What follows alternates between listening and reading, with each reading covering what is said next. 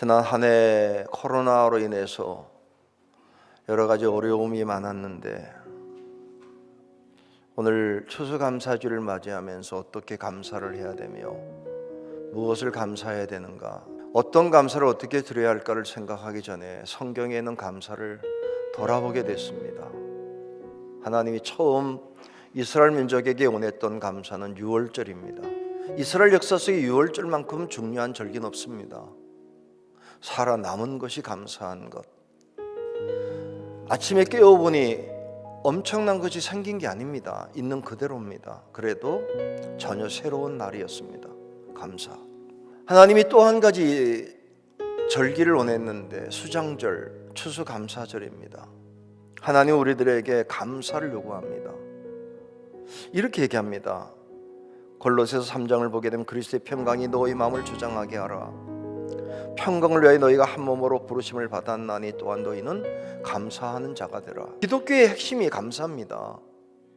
그래서 기독교를 감사의 종교라고 부릅니다. 참된 성도는 감사의 사람입니다.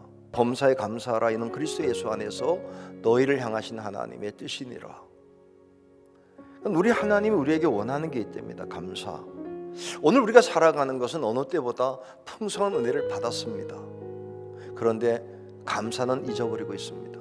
저는 오늘 코로나 시기를 지나면서 맞이하는 이 추수감사주의를 어떻게 하나님께 드려야 될까를 기도하면서 말씀을 나누려고 합니다. 첫째는 감사의 삶을 사셔야 됩니다. 40년 광야를 걸어와서 요단을 건넜습니다. 가나안 땅에 도착했습니다.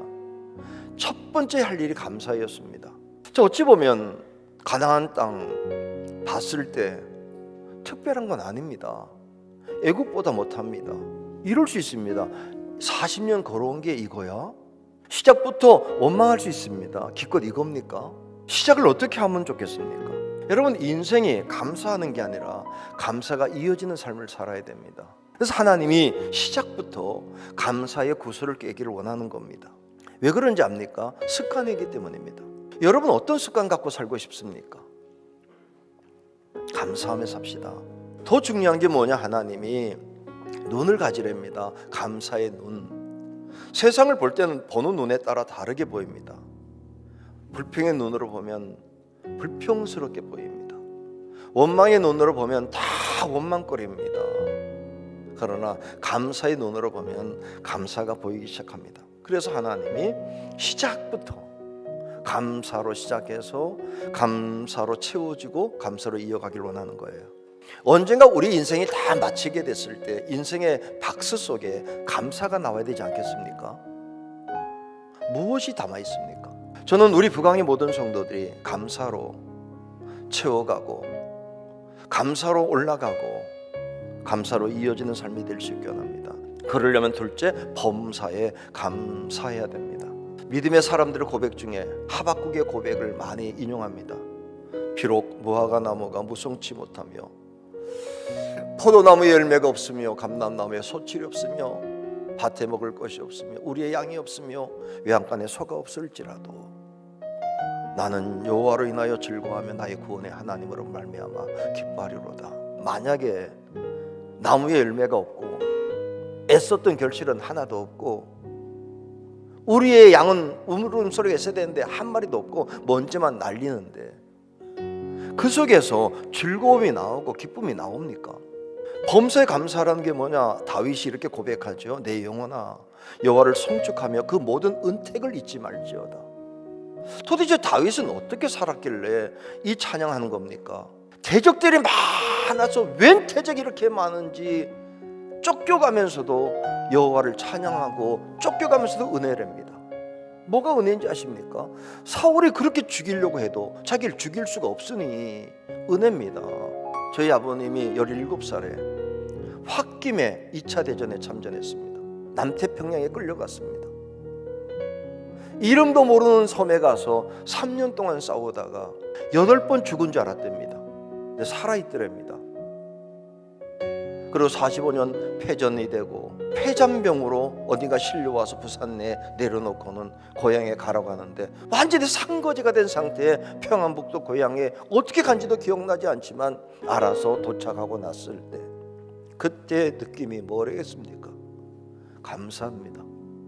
그리고는 오직 하나님만 붙들고 살겠다고 결심하고 90이 넘을 때까지 그 마음 바뀌지 않은 거, 항상 할 때마다 그 전쟁통에서 살아남게 하신 하나님, 비록 무화과 나무에 무성치